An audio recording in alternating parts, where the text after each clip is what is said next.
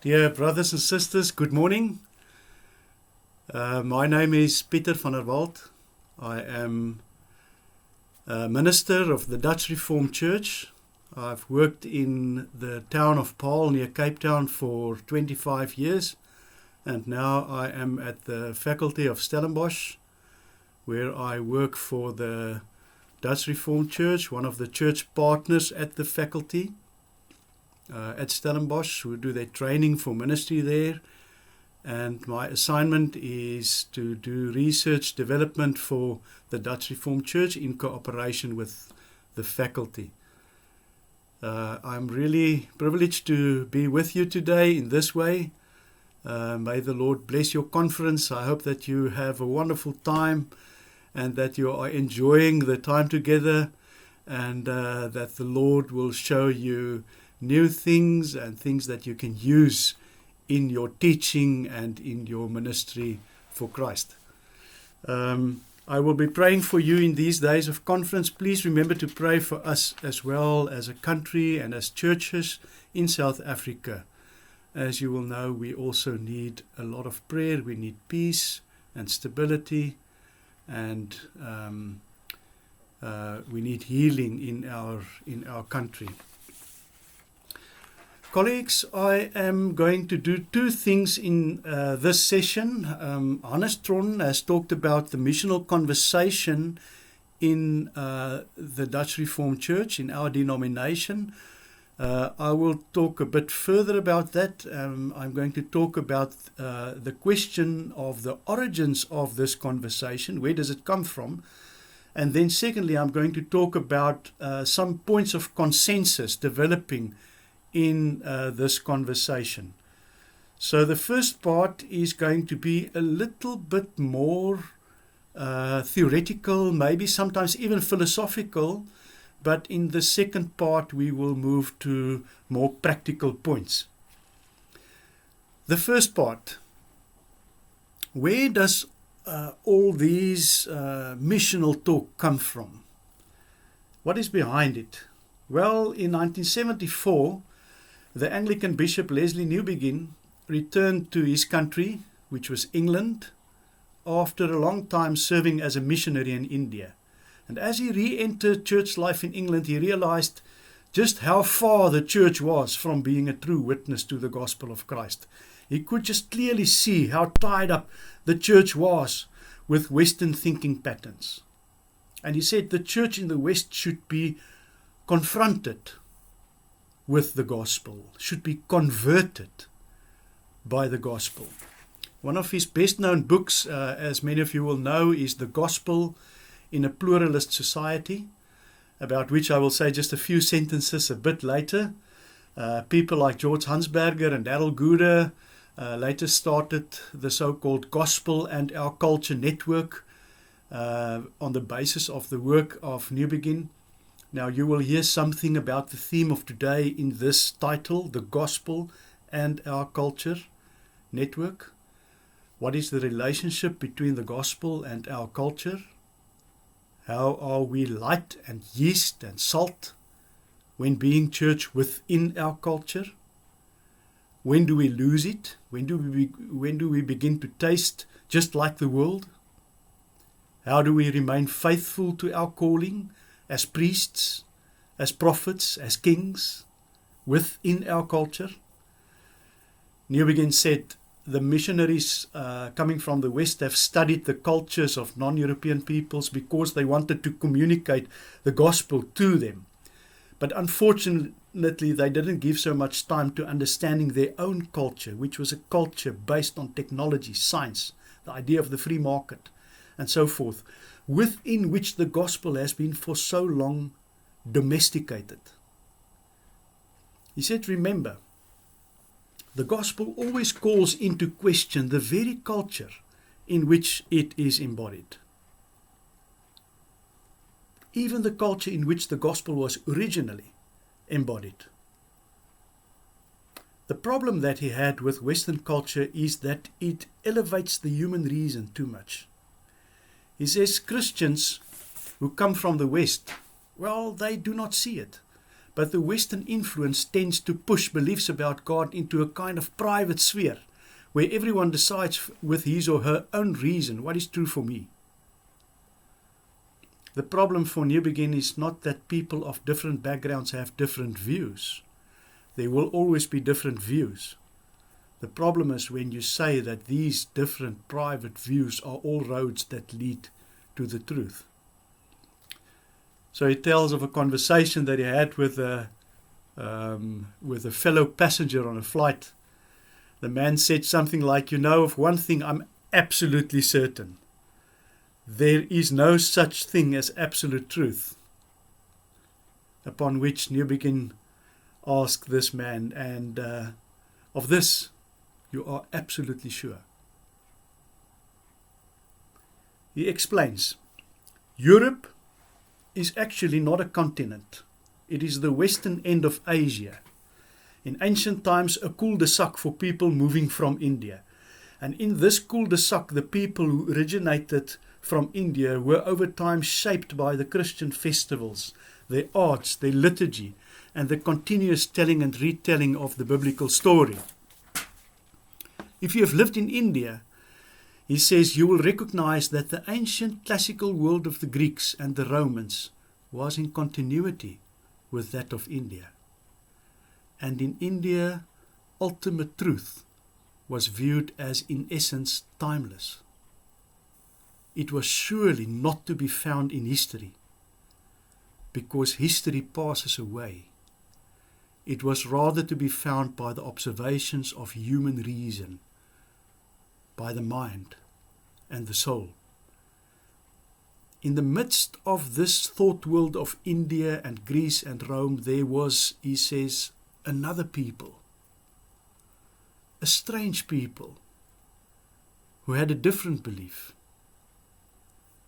According to these people, truth were to be found in a story, in the history of the mighty acts of God. And this story they preached in their synagogues.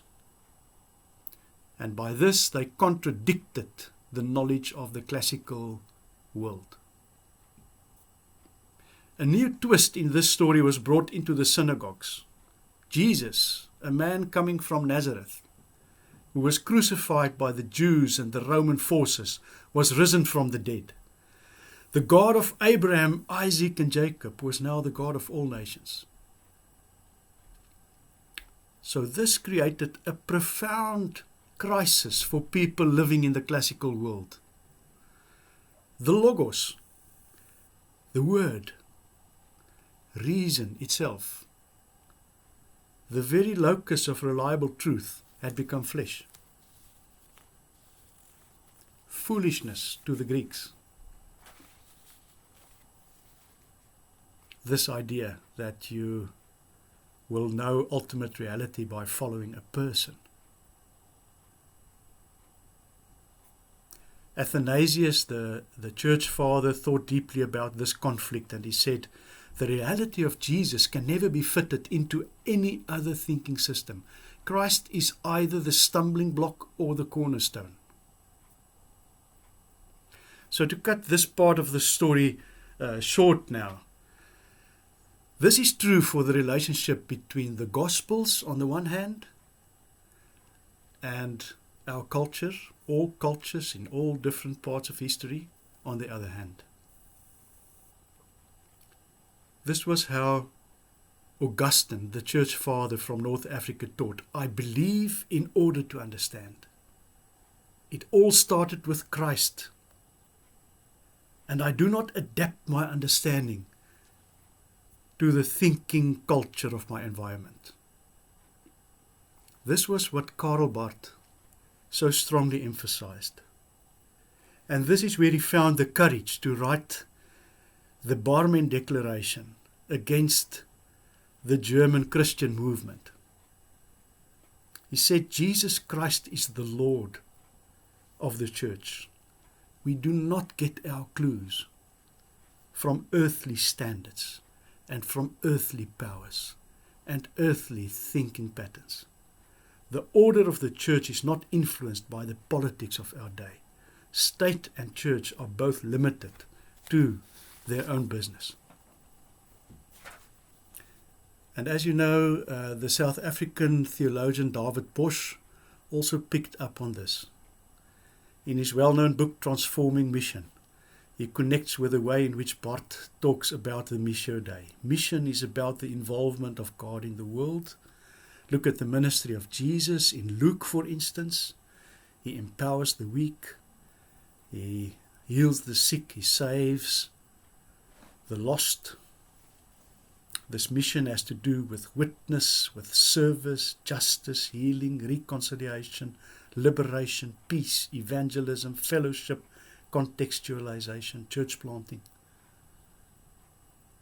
It's a broad understanding of mission, of God's mission of love towards the world.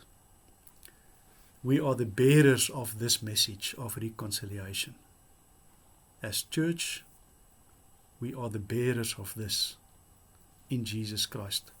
We do not have all the answers, but we do. We can be bold about it.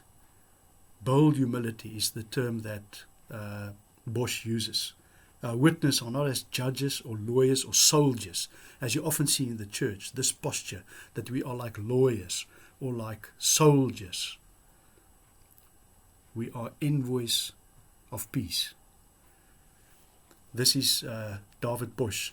And Darrell Gooder and others, as I've said, picked it up and took it further into their Gospel and Culture Network, and they published the book Missional Church, and that is where the conversation comes from. So, to conclude this part, where does missional theology come from? Leslie Newbegin did the groundbreaking work, and he still helps us to think twice when it comes to the relationship between gospel and culture. Coming from the Church of England and having to explain the gospel in a place like India, he said, our witness to the gospel in the world is not a strong, wealthy, arrogant Christendom. Our witness is rather a fellowship of believers who are scattered all over the world, often in minority situations. For our witness, our missional enterprise, we need true courage, and we also need skills that we have not learned in the mainstream culture, but in the margins.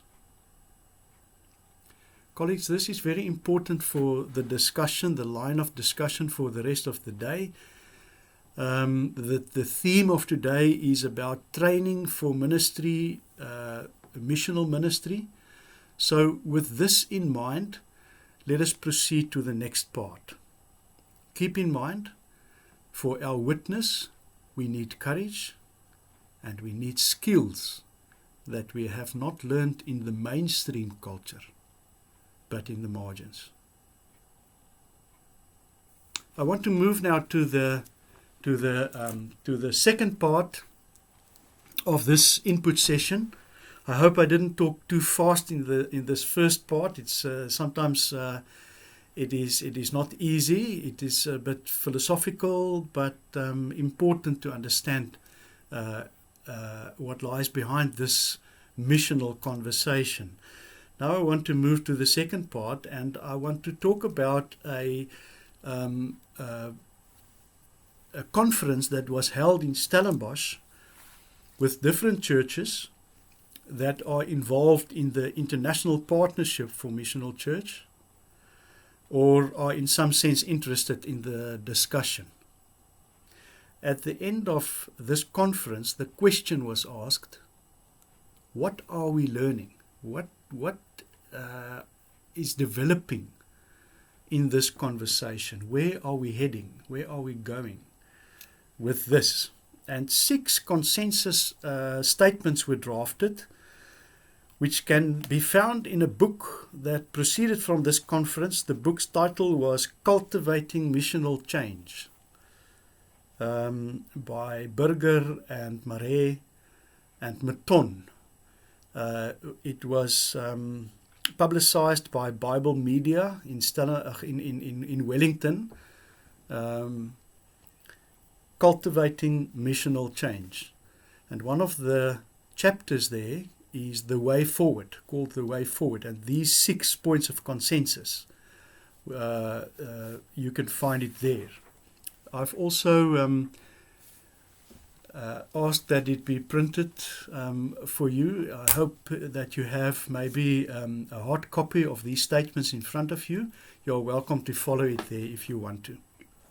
I'm going to pause a short while at each of these statements. The first statement: we are sensing a new, surprising movement of God's Spirit, awakening Christians all over the world and calling them to become part of God's mission in the world.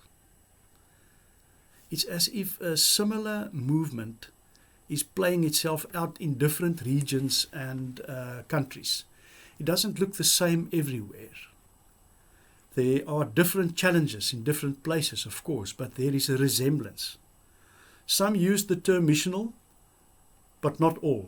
And this is quite important. The movement of Christians who become aware of the calling of the Spirit to take part in the Missio Dei is larger than the group who uses the term missional. The second statement: in and underneath this movement, we are rediscovering the reality of a living, present God acting in history. Firstly, many of us have developed a way of talking about our faith that shies away from direct references to God's presence in our time. We talk as if God is not here, and as if God does nothing now. Missional Church is a rediscovery of God's presence and God's work. God has not abandoned the world. Secondly, one could be tempted to think that mission is in the first place our project, a project of the church. But mission is an initiative and activity of the living God. We are always tempted to talk about the church. We want to promote and expand the church. But our calling is to talk about the gospel. It's exactly here, thirdly, that we need discernment. This missional movement, if you want to, is all about spiritual discernment. It's a process of discernment. We have to develop the gift to discern the movement of the good news of the Gospels in our environment. Where is Christ present in our communities? Where should we join in and participate in the work of the Spirit? So what is the need for ministry, for ministry development and ministry training? This will be the topic of the next session especially. But let me just say in relation to this point, we need pastors and ministers who know the Father, the Son, and the Spirit, who are in a living relationship with the triune God, and who have the skill to lead a group of believers, to discern where Christ is present in their communities, and to practically participate in the movement of the Spirit towards the community. So we talk about at least 3 capacities here: knowledge, attitude, and skills that needs to be developed in missional ministers. The third statement, I'm going to be shorter here. At the same time, our eyes are being opened to see people, cultures, societies, creation more clearly than before, in its possibilities but also in its pain, and to hear God's call to love the world, care for it, and live with it. The world in which we live has been changing very rapidly, and the change is going to escalate. We need to take notice of developments in our contexts. How does the younger generation think? How do they feel about about us, about big institutions, for instance? How can we meet them where they are? And secondly, should we change our attitude towards the world? Maybe yes. The church very easily develop a hostile attitude towards the world, but we cannot share in the Missio Dei if we do not adopt the heart of God for the world. In the past, we have labeled, the church has labeled the world with terms like the enemy of God, arrogant, lost, broken, sick, uninformed, unenlightened. we need the attitude of Christ, an attitude of love and care in which aversion and hostility do not dominate. To summarize this statement, we should take the incarnation of Christ more seriously. Jesus became truly human, and being human goes hand in hand with trouble. Jesus wasn't scared of trouble and conflict. If we want to be a missional church, we will have to be more incarnational, more like Jesus. Choose to be present with people of flesh and blood in situations of tension and conflict. So once again, what do we need for ministry training? We need ministers and pastors who are able to read, to interpret their context, who have toughness and tenacity to engage with these contexts and not fall back into their own comfort zones as soon as they have a setback. Fourth statement, it will be difficult to do this as long as we are overly afraid of pain, failure, shame and death. The gospel doesn't come cheap. And here we often make a mistake. We like to present the story of our church or our congregation as the hottest new success story on the church's horizon. We like to forget that Jesus carried a cross and that experiences of uncertainty, frustration, they all come with the territory, and they should not frighten us away from our calling, but rather lead us to a deeper understanding of the gospel. Fifth statement. We should be aware that our church structures can indeed lead to a stifling and smothering of the renewing work of the Spirit. In our context, and this is our story, we are talking about church planting. We find that the fresh expression model, for instance, of the Anglicans in England, it helps us, but it doesn't take us all the way. We have to think in our context and talk to people in our communities and do our own thing. So very important, we have to take from the Bible and from the tradition the clues of what is essential. But we must realize that we do not find a blueprint for our church structures and orders in the Bible and in church history. We have to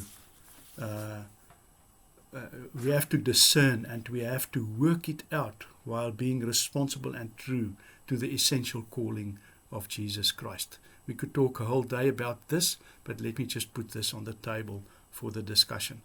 And then the last statement, the vision and sense of calling must be translated into doable plans, practices, and habits. Now this, of course, is more than a mere organizational process.